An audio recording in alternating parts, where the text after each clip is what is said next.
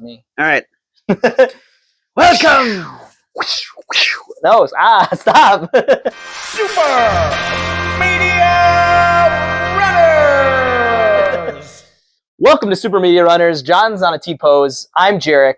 This is our pitch runners on Spider-Man. Spider-Man. 4. Sam Raimi.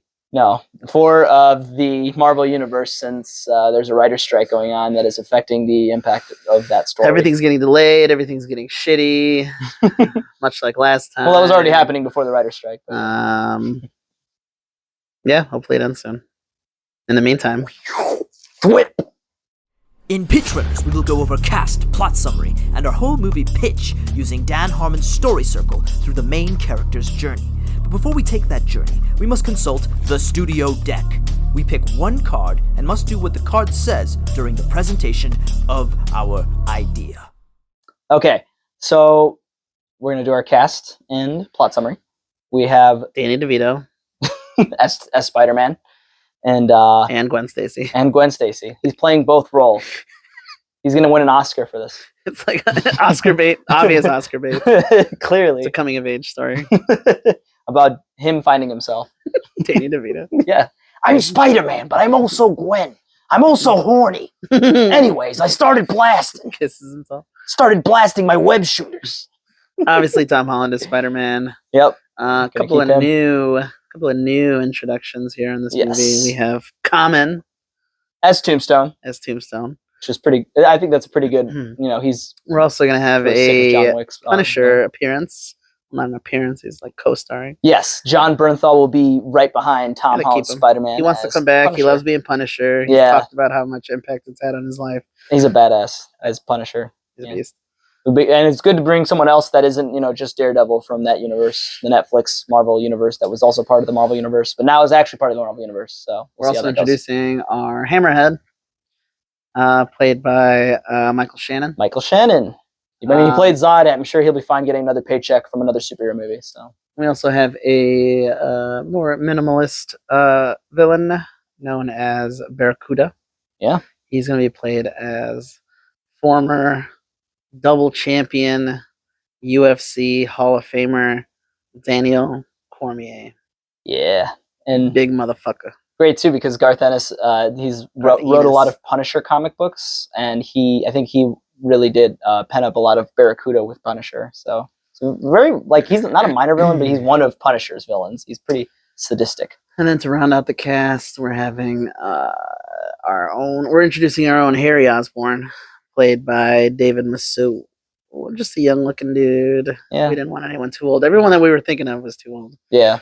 It's a decent looking redhead, brown haired kid, whatever. I don't think he's a redhead.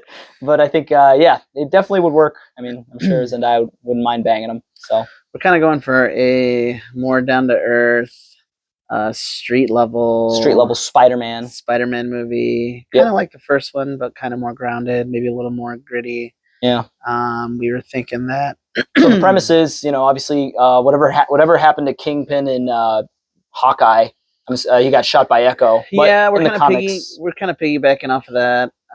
Kingpin is out of the picture for now, right? Which kind of motivates all these other gang syndicates to kind of try to take his place, take control of his power, and that's when Tombstone is coming in, who not only has the resources but also, he used to be probably like Kingpin's right-hand man, and now he's like, nah, I'm gonna own all this stuff. Kind of like now. A Starscream kind of thing. Whenever Starscream and Usurp, yes, I am now in control. Whenever Starscream sees the fucking that Megatron's weak or something, he jumps right in. He's like, I got this shit. He's like, fuck you, bitch, it's my turn. And then Megatron comes back. He's like, sir, you've returned. I've polished your throne. I was warming your throne. I told them all to follow me so they could follow you at some point. Kind of like that. Here's the Allspark. Yeah, but I think it's more of he does want to take over, but he wants to make sure he makes people know I'm doing it for Kingpin, but he's doing it for himself. He's doing it for himself, which is why he brings maybe he does it for Kingpin at first. Yeah, and then he realizes ulterior motives. He's like, nah. And then he realizes how out of the picture Kingpin. I don't need a fat bald guy to tell me what to do. So fuck you, I'm taking control, which is why he gets these other gangs involved, including the crime family from Hammerhead's side, who's Max Shannon, and then Barracuda. He probably has his muscle, because he's just a crazy guy with like a lot of like Navy SEAL military experience, which will be probably a foil to Punisher, who is also military experienced. So it's good, war buddies or some shit. Yeah, it's good connection there, especially since we have Punisher in this, because basically it's this whole point. The whole movie is now Spider-Man is a street level superhero. Everyone forgot about Spider-Man. Nobody knows Spider-Man. Yep, Avenger. He is not an Avengers. He has no friends. Yeah, so he kind of like maybe this is like the origin story. That remember we didn't even get an origin story for Tom Holland Spider-Man. So maybe this could be like a glimpse of what could have been, right? How it would have went. So we get to see that play out. Yeah, so that's going to be our story. He has to stop Tombstone. Meanwhile, Punisher is actually trying to kill Tombstone because he figures that this is the best way to take down anybody that is trying to get above and grab Kingpin's power. And obviously Spider-Man doesn't kill, so Spider-Man's going to try to make sure to not only does he have to stop Tombstone, he also has to stop Punisher from trying to kill Tombstone. So it's kind of like a double arc there, where he has to think about question his morals and stuff like that. And meanwhile, Punisher is like, nah, you can just kill him. Just kill him. And meanwhile, in Peter Parker's life, obviously because he has no friends, and he's actually trying to reconnect with those friends, Ned, who doesn't remember who he is, and MJ, who doesn't know who he is. So he tries to create some kind of small connection, goes to that, cafe once in a while and tries to talk to them, try to befriend them. And, he's still kind of clinging into that past, but he realizes, every time he tries to get close to them, he's like, oh, some spider shit happens. He has to run away. And everyone's like, oh, where did he go? And yeah, he's Spider-Man. Oh, that's Peter Parker again. Yep. The biggest sacrifice that he has to continue to remind himself. And I feel like that's the best kind of way to really bring that in. And meanwhile, Harry Osborn is now in the picture and looks like he's trying to be MJ's boyfriend. So that's happening in the background of that. And maybe he decides, you know what, this is bullshit. I'm Spider-Man. I could stop this because I know who Harry Osborn is, because his father came from another dimension and killed my aunt. So I have very bad intentions of all of this. Damn, bro, I forgot Aunt May is fucking dead. Yeah, he has nobody. So yeah, he tries to kind of undermine that relationship, but realizes the errors of his ways, and then blah blah blah. He becomes Spider-Man. He's Spider-Man again, and he's always going to be Spider-Man. Yeah, that's Spider-Man. And then we can also advance the story a little bit, maybe introduce, or maybe just mention Oscorp. Yeah. Maybe even introduce the actor for Osborn. But then he maybe realizes too, he's like, you know what? He's not a bad guy, and just because but maybe me interfering with him is only going to make it worse. So probably should trust him at some point. And maybe they do become maybe Spider-Man becomes friends with Harry Osborn, but Harry Osborn's not friends with Peter Parker because he's the love interest rival. So it's kind of like that dynamic. Maybe we'll see. But yeah, that is our plot summary. Let's see what the card is. Lights, camera, action figure. Your idea must incorporate a scene, situation, or character that will later be used as a cool action figure that you must also describe. Okay, easy one. Punisher action figure. Punisher with a Lego sniper rifle. Lego sets. We got a couple of sippy cups. Hammerhead with a giant Lego head. It you have to put the piece on his head. On his head. So it's like an extra piece. Yeah. It's like a hair piece. Yeah. Just to make his forehead bigger. There's our action figure. There's our action figure, though. Okay, cool. So let's start from the beginning. They are in a zone of comfort. So obviously, Spider-Man is still chilling. Spider-Man, he's doing his little neighborhood Spider-Man hero thing. Maybe he's a pizza man. He works for the Daily Bugle. Yeah. I almost said fucking Daily Planet. Yeah. Wrong franchise. Sorry, we just watched The Flash. Yeah. He's kind of just chilling out. He's fighting petty crimes. He's trying to build his reputation back up. Yep. But all of a sudden, they want something. He still wants to have somebody there to make things feel like he's worth fighting for, because everybody forgot him. Nobody knows who he is, and he's no longer friends with the Avengers. He has no real friends. Yeah, dude, he has no backup. Maybe he's going to college, college again, and he's just trying to make friends. But he's it's hard because people will be like, "Hey, come down to the local soda shop and we'll chill out." And then you got to remember, he's like, "Well, I got to be Spider-Man, so fuck, I can't really be fucking hanging out with people." You got to remember, he's supposed to be socially awkward too. So oh yeah. We're gonna make him more socially awkward in this one. So that's his zone of comfort. What? You don't have a driver's license? No, because technically I don't exist. Because I'm Peter Parker. I'm PP. And then maybe one time he's fighting like a crime, he finds out about Hammerhead or something. Yeah. Who you work for? Who's this for? Yeah. Hammerhead. And meanwhile, while he's Tombstone. Meanwhile, while he's figuring out who Tombstone is and how he's involved in all of these criminal activities that are all connected, Punisher actually captures him and tells him, "Look here, Spider-Man.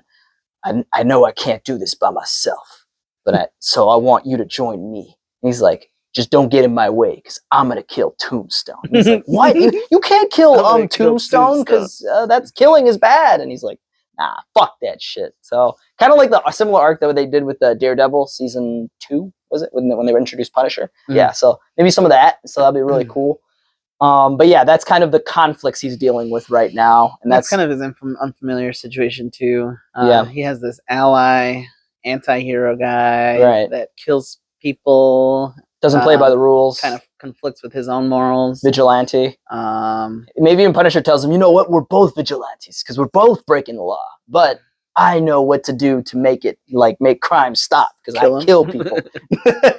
And then throughout the whole movie, Spider-Man's juggling between him, stopping him from killing people. His personal life. And then obviously what's going on with Tombstone and stuff like that. So he's got a lot on his plate. And he's got to deal with cock blocking Harry Osborn from MJ. So that's probably going to be something I just have this scene in my head where Punisher's about to shoot someone, and then Spider-Man just pulls his gun, and pulls his sniper rifle away from him. Or maybe he's already in the building and Tombstone's in there with him and they're fighting, and then meanwhile in another building, Punisher's just fucking got a sniper rifle. And he's like, "Oh shoot, my Spidey sense!" And he just web balls the bullet before it even hits Tombstone's head. But obviously, Tombstone's slightly indestructible, so that'll probably help him. His head is cool. So, well, Hammerhead, yeah, dude, that'd be a good scene too. Punisher's about to fucking blow Hammerhead's brains out, but then he's like, "Oh shit, the metal plate in my head stops it. It's made out of vibranium, vibranium head plate." So yeah, they adapt to it, and Punisher probably has this fighting scene with Barracuda, and maybe they do have that history where they're both military people, PTSD. That imaginary battle would be sick. Barracuda versus fucking Punisher, dude.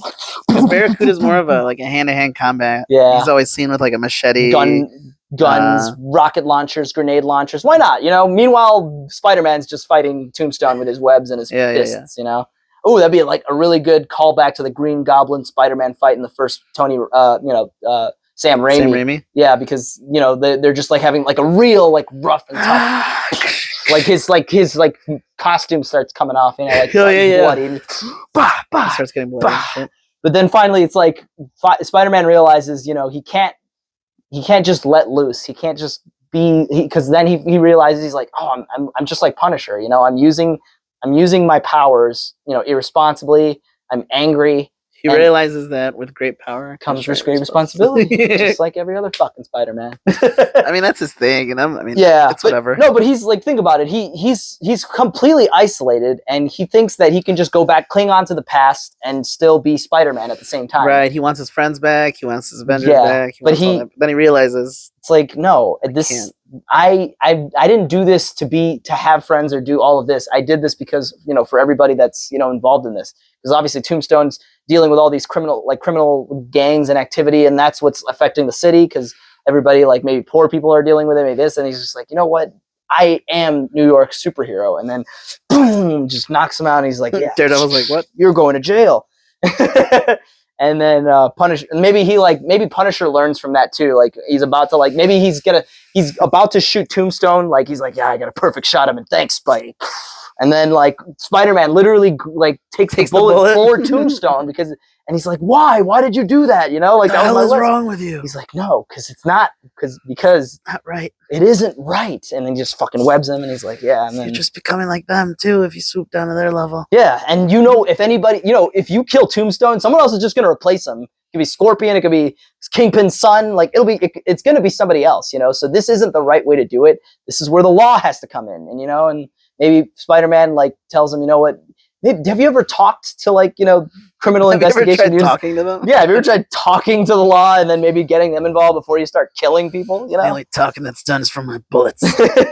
So yeah, maybe he does kind of string up makes him he becomes more mature And Punisher or Spider-Man? No, Spider-Man. Okay. And then Punisher kind of like gets an understanding that he's like, damn. He understands, but he's still gonna fucking. He's still gonna. Because I feel like Punisher would never. Stop people. He kind of has respect for Spider-Man. He's like, I respect you, boy, but you come back my way, I'll shoot you again. I like what you're doing around here, but stay out of my way. So yeah, they adapt to it, get what they wanted, pay a heavy price. And then throughout the movie, I want to see like sprinkled in like Kingpin scenes of him in jail or a hospital, wherever the fuck he is. Just kind of. It could be a post credits or a mid credits, honestly. Just kind of. Well, I kind of want to see him throughout the movie, like maybe not face, maybe just like in the shadows. Oh, maybe there's a scene where Tombstone walks into his prison cell and he's like, oh, is everything going according to plan? And he's like, yeah. Well, guess what? Yeah.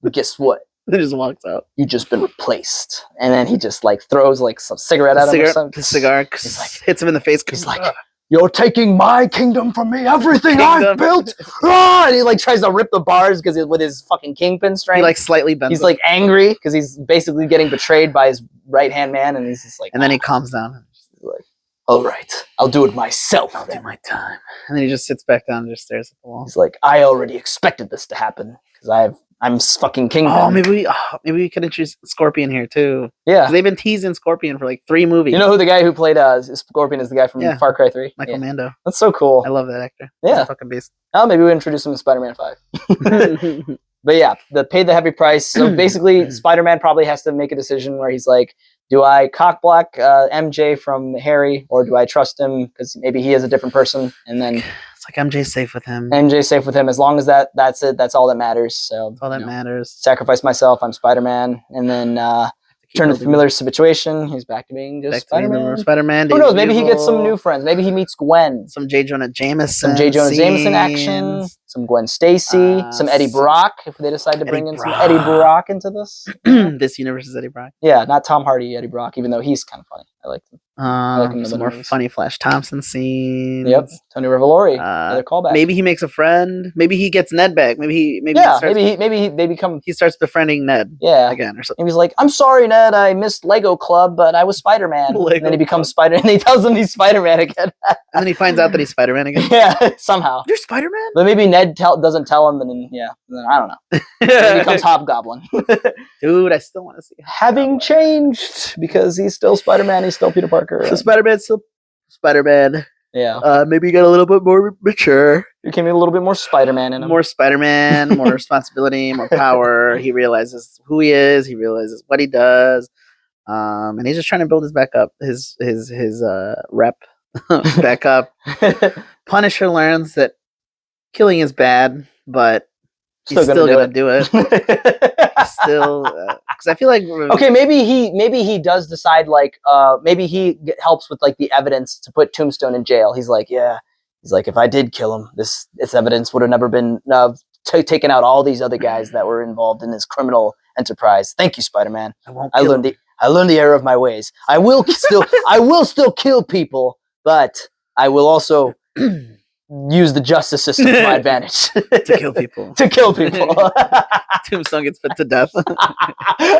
Sweet justice. All right, that's Spider-Man 4. Let's see what the AI writers can do for that.